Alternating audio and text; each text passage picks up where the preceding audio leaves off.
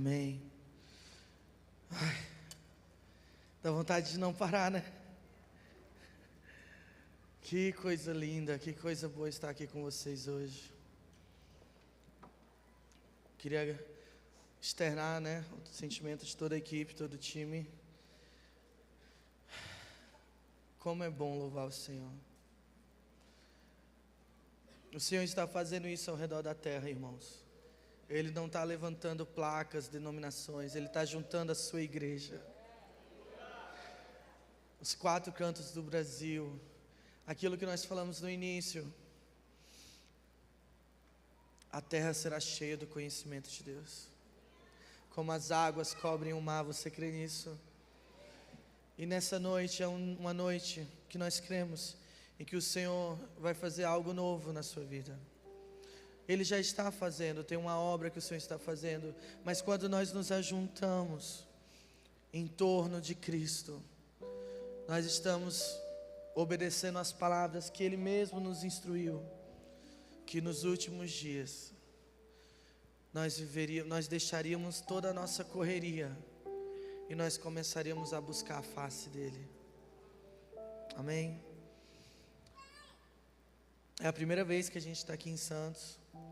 Amamos já como fomos bem recebidos. E quando eu olho para vocês, eu estou vendo aqui o rosto de cada um. A gente não se conhece, mas algo está nos conectando, que é o testemunho de Cristo. E Ele está fazendo isso, irmãos. Ele está fazendo isso. O Senhor está levantando uma igreja que o conhece. Amém. Eu queria ser bem objetivo nessa noite. Eu queria que você abrisse a sua Bíblia. Abra no livro de Marcos.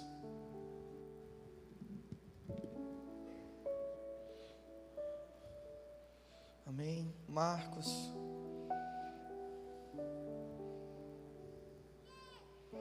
Marcos capítulo 10, versículo 17.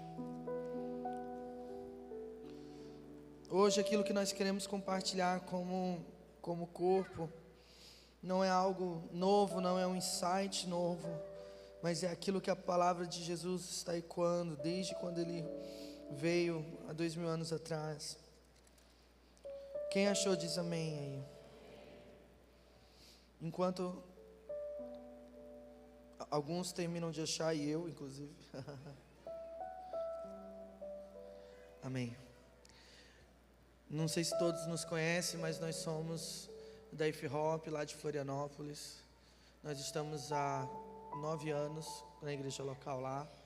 Uma igreja que ora como todas as outras. Nós temos uma sala de oração. Alguém aqui já acompanha algum turno nosso na sala de oração no YouTube? Ah, que bênção. E o Senhor tem nos dado o desafio de crescer, de impactar a nossa igreja local.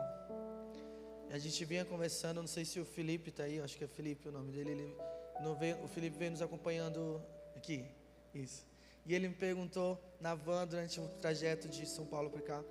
E ele veio perguntando, mas como assim, como é que é essa atmosfera, como é que é isso? E eu falei assim, não tem segredo, não é uma fórmula. Entendemos que antes da gente impactar uma nação, a gente está chamado para impactar a nossa igreja local. As canções que hoje vocês estão cantando e conhecendo não são canções que foram criadas para isso, com esse propósito, mas foram canções que nasceram de uma igreja local cantando verdades para o Senhor, cantando a palavra de Deus dia e noite. E eu acredito cada vez mais que o Senhor está nos conduzindo como igreja a esse lugar. Um lugar onde nós não somos o eco de outras igrejas, mas há uma porção e uma graça de Deus para cada corpo, amém? E canções vão ser cura para essa igreja. Não somente canções, mas como palavras, pregadores do Evangelho. Nós precisamos entender que precisa fazer sentido primeiro aqui em casa. Amém? E nós estamos nos sentindo muito honrados de conhecer vocês. Um tempinho que a gente conversou com os pastores, e nosso coração já se inflamou. Que bênção estar aqui com vocês, de verdade. Mas eu quero que você vá para a palavra. Vamos juntos agora em Marcos capítulo 10, a partir do versículo 17. Quantos aqui já ouviram falar sobre a parábola do jovem rico? Amém? É uma parábola muito conhecida também, várias vezes pregado em muitos lugares. Mas de uns anos para cá, algo tem me intrigado nessa parábola, e eu gostaria de ser bem breve compartilhando com vocês. A partir do versículo 17. Quando Jesus ia saindo, um homem correu em sua direção e se pôs de joelhos diante dele e lhe perguntou: Bom mestre, que farei para herdar a vida eterna? Respondeu-lhe Jesus: Por que você me chama de bom? Ninguém é bom a não ser um, que é Deus. Você conhece os mandamentos: não matarás, não adulterarás, não furtarás, não darás falso testemunho, não enganarás ninguém, honra teu pai e tua mãe. E ele declarou, esse jovem, ele disse assim: Mestre, a tudo isso eu tenho obedecido desde a minha adolescência. Porém, no versículo 21, o escritor de Marcos diz assim: Jesus olhou para esse jovem, olhou para ele e o amou. Então ele disse o quê? Falta-lhe uma coisa. Disse ele: vá, venda tudo o que você possui e dê o dinheiro aos pobres, e você terá um tesouro no céu. Depois venha e siga-me. Eu vou repetir essa parte. Depois venha e siga-me. No versículo 22 diz que diante disso ele ficou abatido, a alma dele se entristeceu. Então ele se afastou, porque tinha muitas riquezas. Então Jesus olhou ao redor e disse aos seus discípulos: Como é difícil aos ricos entrar no reino de Deus. E eu quero vir até aqui. Certo dia eu estava na casa da minha avó, lá no Pará. Tem alguém do Pará aqui, gente? Algum conterrâneo do Pará? Meu Deus, ninguém ali, ó. Olha o irmão que gosta do açaí, assim como eu. Quem gosta de açaí, gente, aí? Olha isso. Gente, eu queria apresentar para vocês a Ruth. A Ruth, fala de onde você é, Ruth? Do Acre. E ela é missionária também conosco lá na sala de oração. Tem servido líder de louvor. Estou em casa aqui. Todo mundo gosta de açaí, já estou me sentindo bem. Brincadeira, gente. Mas eu estava no Pará, na casa da minha avó. Eu estava meditando nessa poção. E algo me intrigou, porque eu não sei você, mas aqueles muitos que nasceram, não sei se tem aqui, se é a grande maioria dessa igreja, mas se alguém se simpatiza comigo aí, meus pais são pastores, eu nasci num lar evangélico, cristão. E eu sempre cresci sendo ensinado na doutrina cristã. Eu nem lembro o dia, era uma crise para mim saber qual o dia que eu aceitei Jesus. Porque quando eu lembro eu já estava na igreja. Só que então eu comecei a minha jornada com Jesus e eu considero que foi o dia que eu me batizei, com 12 anos de idade. Mas o fato é que esse jovem que se achega a Jesus, ele se põe diante dele. Observa no versículo 17, que esse homem corre em direção a ele, e ele se põe de joelho diante de Jesus e fala assim: mestre.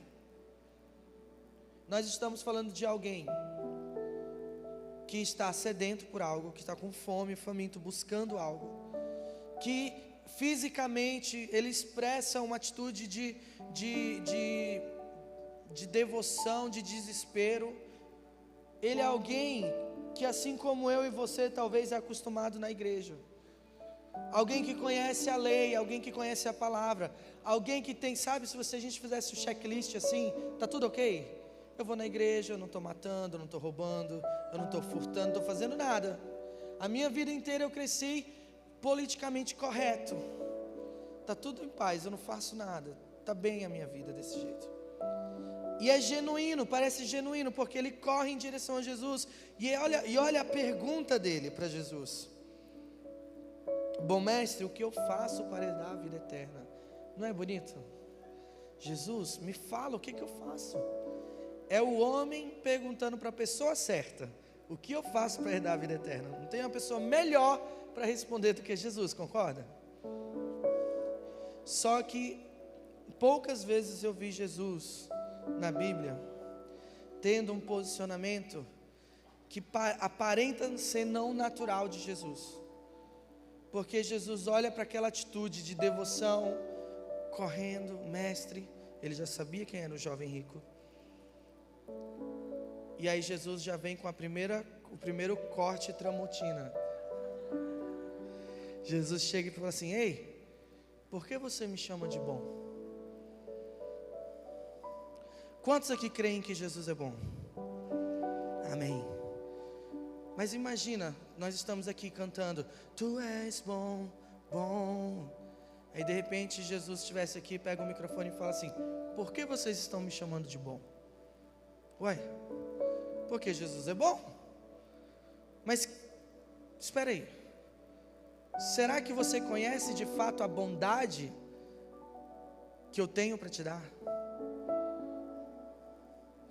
Ou a bondade que você entende é a bondade que o mundo diz como é que deve ser bom? Às vezes nós podemos ter intenções certas, a motivação correta, e ainda assim ser achados no engano.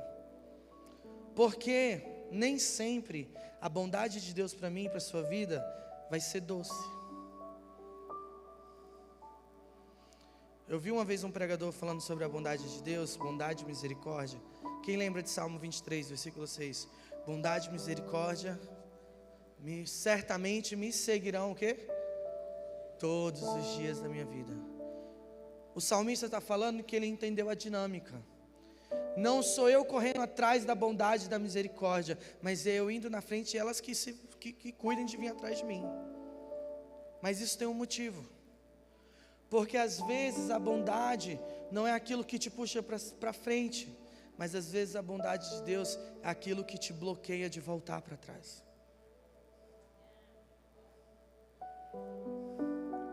A bondade e a misericórdia de Deus estão atrás de você para te refrear quando você não quer mais perseverar. E elas, como dois seguranças bem fortes, parrudos assim, elas te bloqueiam e falam: lembra das promessas dele. Lembra quem te prometeu. Eu não vou deixar você voltar. Eu não vou deixar você esmorecer na sua fé. Eu não vou deixar você viver a síndrome do final da fila, que vive vivendo em loop. Parece que a vida está sempre reconstruindo com Deus. Não, nós não somos daqueles que retrocedem. Nós somos daquele que caminhamos de força em força, de glória em glória. Amém? Até o dia em que chegaremos a Sião.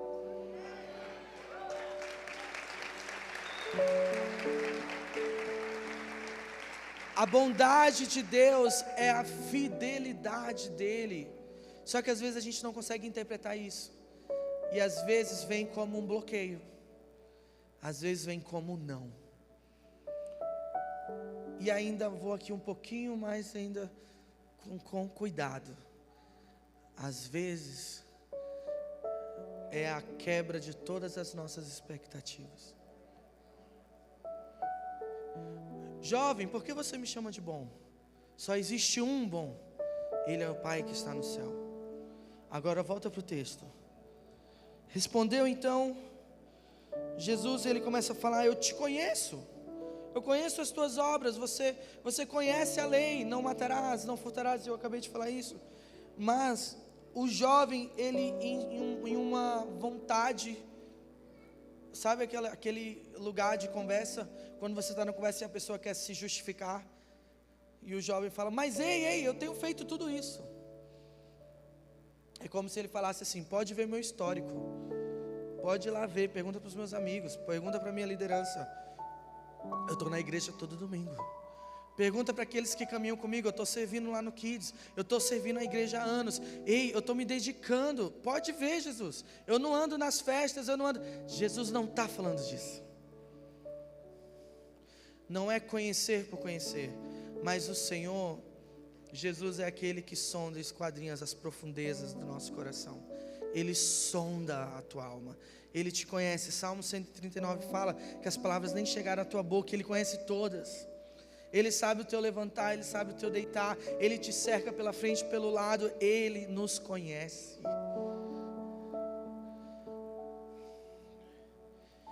o escritor de Marcos, ele sai desse diálogo, e é como se uma terceira pessoa se apresentasse na cena, e ele vê o jovem rico se justificando para Jesus, e Jesus falando, olhando para ele.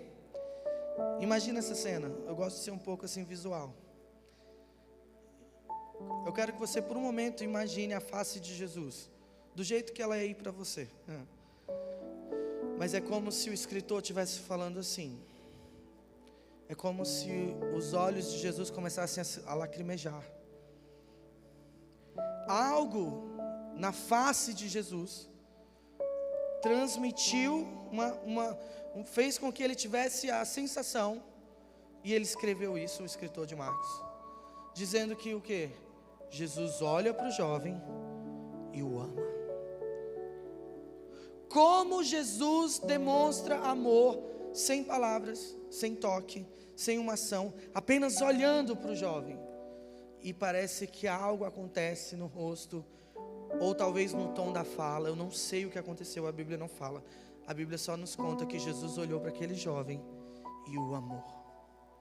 Agora a minha pergunta, que ela também é para mim, porque eu estou pregando, mas a faca está aqui cortando a minha mão. Que amor é esse? Que amor é esse? Espera aí. Eu estava meditando nisso, falei, como assim? Jesus amou. E eu fiz uma pergunta. Eu estava no meu quarto lá na casa da minha avó, e eu perguntei, como assim, Jesus? Você ama alguém e as próximas palavras que você fala para aquela pessoa fazem com que aquela pessoa nunca mais volte aos seus pés? Isso não é amor. Eu me questionei. Como assim Jesus é capaz de falar algo? E eu comecei a me indagar. Jesus não é aquele que deixa as 99 por causa de uma, irmãos, não é? Não é, irmãos? É. Mas existe ainda algo maior do que a compaixão. Jesus, ele não divide a sua glória. E quando eu comecei a meditar nisso, eu comecei a entender que amor é esse. Não é o amor do afago, não é o amor do abraço, não é o amor de mimar, não é o amor da proteção somente, mas é o amor que supera os próprios sentimentos humanos que ele tem pelo jovem naquele momento. Olha para mim agora, está todo mundo aqui comigo? Jesus amou tanto aquele jovem, que ele livra o jovem de viver o resto da sua vida em engano. Presta atenção no que eu estou te falando. As próximas palavras de Jesus tira o jovem da ilusão de achar que ama a Deus acima de todas as coisas. Esse texto, irmãos, não é só sobre riqueza material, mas é sobre tudo aquilo que nós atribuímos valor juntamente ao amor a Deus. Eu quero dizer algo para você. Ou Jesus terá todo o seu coração, ou ele não é o seu rei.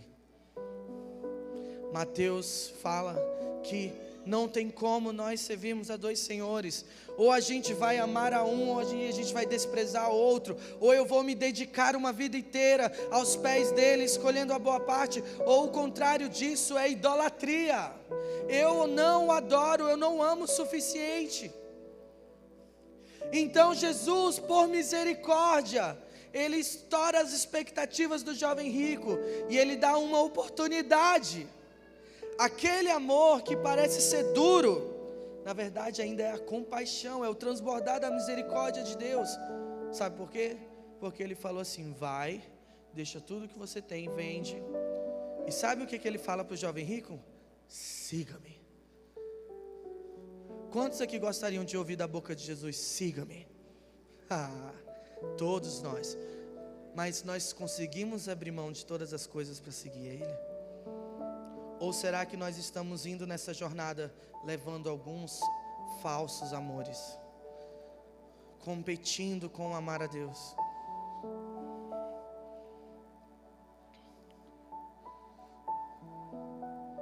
Eu tenho uma boa notícia para você.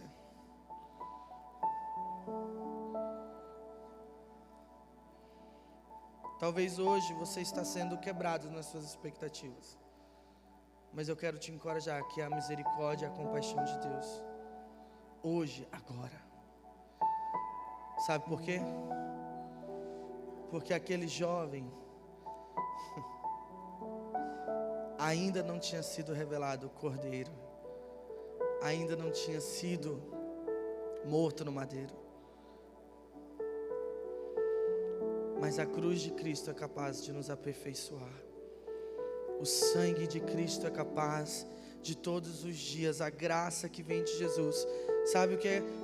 Nós só podemos amar a Ele porque Ele nos amou.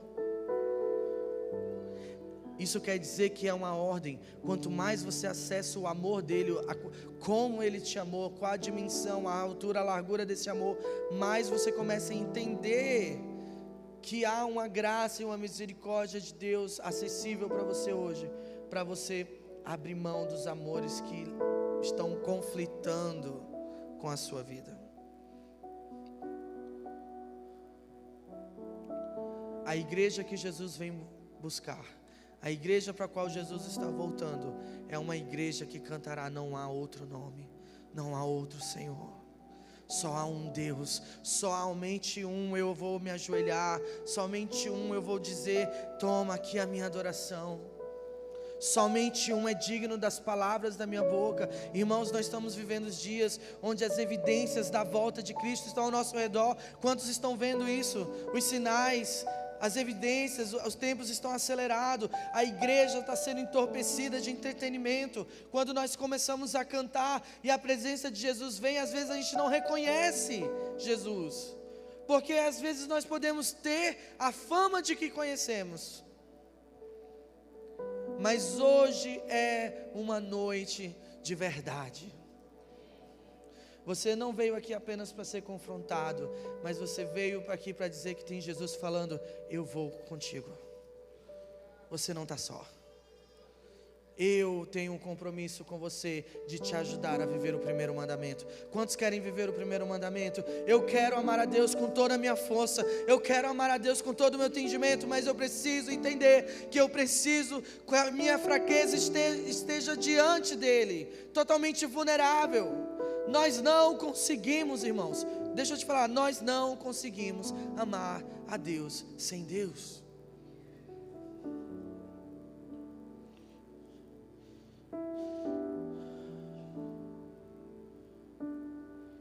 Diante disso, ele ficou abatido e afastou-se, porque ele tinha muitas riquezas. Eu quero que você pense aí agora: quais são as riquezas que você tem levado até hoje?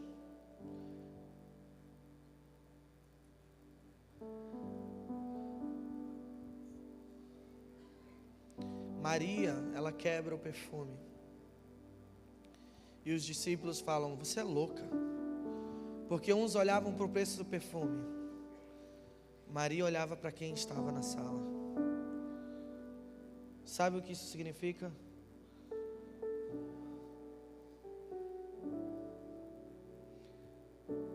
Maria conheceu algo da parte de Jesus que os discípulos ainda não conheciam. E eu quero voltar lá para o início da história. Quem lembra de Caim e Abel? Sabe qual a diferença de Caim e Abel? Quando você vir aqui para o culto, lembra disso. Guarda isso no seu coração. O sentido do culto é cultuar. O pecado de Caim não foi ter dado mais ou menos. Abel deu o melhor para Deus porque ele conhecia o Deus dos seus pais. Ele sabia que Deus era digno. Caim dá de qualquer jeito, não porque ele está comparando com seu irmão, mas é porque ele não conhece a dignidade do Cordeiro. Ele não conhece a dignidade do seu Deus. Então aquilo que eu dou e eu não tenho parte daquilo, quando eu ofereço ao Senhor, eu ofereço a um falso Deus. Presta atenção no que eu estou te falando. Se você adora um Deus que você não conhece, você está adorando a quem? Mas Abel adora o Deus que os pais ensinaram. o Deus que vinha no entardecer visitar Adão, o Deus criador que com a sua palavra criou todas as coisas. O que eu estou querendo te dizer, irmãos, é que o jovem rico não conhecia Cristo ainda. Porque se ele soubesse que o maior sucesso da vida dele era Cristo, ele teria largado todas as coisas também como os discípulos largaram. Eu não estou falando aqui para você abandonar a sua faculdade, eu não estou falando para você abandonar o seu trabalho, abandonar a sua igreja local e virar missionário, eu não estou falando disso, mas eu estou falando de uma vida onde Jesus é o centro e a sua história começa a orbitar em torno dele. Eu estou falando de uma igreja que não vive para as suas promessas, mas vive Hebreus 11, que embora viveram, as suas promessas não foram cumpridas, mas dentro do seu coração queima uma pátria celestial, um tesouro maior, uma recompensa maior, que é Cristo.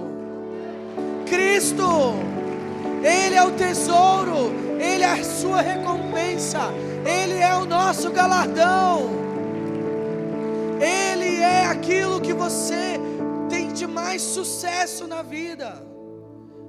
A coisa mais importante que um dia você vai ouvir, se você guardar essas palavras, é: eu te conheço. Você deseja ouvir isso? Servo bom e fiel, foste fiel no pouco, sobre muito eu te colocarei. Quantos querem ouvir isso? Eu canseio. A gente acabou de cantar. Como eu espero ver o dia em que a minha alegria será completa, o dia em que eu ficarei de face a face. Mas então, para que isso aconteça, nós precisamos de que bondade e misericórdia nos lembre que nós precisamos abandonar a idolatria do nosso meio. Você não precisa de uma escultura de barro para idolatrar. A partir do momento quando nós não damos a glória que é devida a Ele, nós já estamos dando adoração a outras coisas. Sabe qual é o correto? É nós nos juntarmos aqui, nem precisar de líder de louvor, sabe por quê? Porque você entende o Deus que você está adorando. Você é o primeiro a levantar as mãos, você é o primeiro a se ajoelhar, você é o primeiro a cantar para Ele, você é o primeiro a se movimentar, porque não é sobre nós, não é sobre ninguém, mas é sobre Ele. E Ele está fazendo isso agora, e Deus vai fazer isso nessa cidade. Deus vai fazer isso nessa cidade. Deus vai glorificar o Filho dele. Sabe por quê? Porque Ele escreveu, Ele prometeu que Deus exaltou Ele à mais alta posição. E um dia, diga comigo, um dia, toda língua confessará que Ele é o Senhor, todo joelho se dobrará, e não haverá mais falsos deuses, porque os reinos da terra se dobrarão, confessarão que Ele é o Senhor. Ele não divide a sua glória.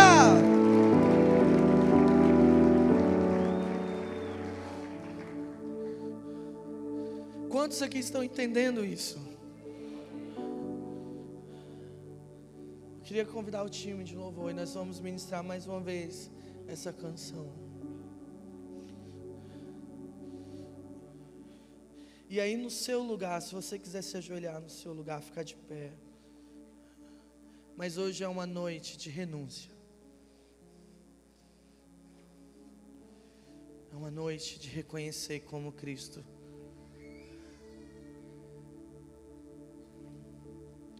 Se você veio aqui com um amor dividido, pelo nome de Jesus, nós queremos orar por você. O Senhor vai restaurar o primeiro mandamento no seu coração. Porque é diário. O que você e eu conhecemos de Deus nos trouxe até aqui, mas existe algo mais. Por isso que amanhã eu tenho que viver Mateus 6,6. Você sabe o que é Mateus 6,6? Entra no teu quarto, fecha a tua porta, conhece o teu Deus, prova de quem Ele é.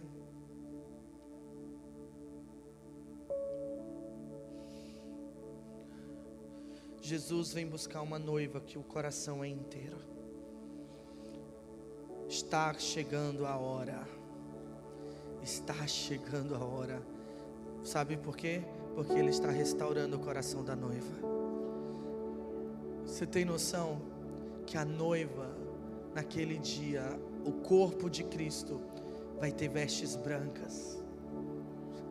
A ela vai ser dado linho fino, puro e brilhante. A idolatria, irmãos, não vai estar mais manchada nas nossas roupas. Porque está chegando a hora de se levantar uma igreja na terra que não divide a glória, que só presta culto a um Senhor. Nós haveremos de ver no Brasil Cristo sendo pregado nos púlpitos de novo. Nós veremos no Brasil uma adoração cristocêntrica se levantando. Sabe por quê? Porque não é tempo mais de cantar sobre ser abençoado. É tempo de cantar sobre arrependimento. É tempo de rasgar o coração. É tempo de olhar para as promessas e agradecer. Deus, sabe a minha história, o plano que você teve para a minha vida? Deus, muito obrigado, mas os meus olhos querem viver os teus planos. Eu não vivo mais para viver a história do Caio, mas eu vivo para viver a história de Cristo na terra. Pouco me importa se Ele vai realizar os meus sonhos, porque o meu maior sonho vai ser realizado, é o dia que eu verei a face dEle. Isso é a esperança da igreja. A sua esperança não é obter a sua resposta de oração. A sua esperança não é ser curado da sua doença. A sua esperança se chama Cristo. Cristo em nós, a esperança da glória. Cristo dentro de você é a esperança que vai te fazer perseverar. E as pessoas vão dizer: é louco, esse aí vive em outro mundo. Porque ele está passando por vales, mas o rosto dele está radiante.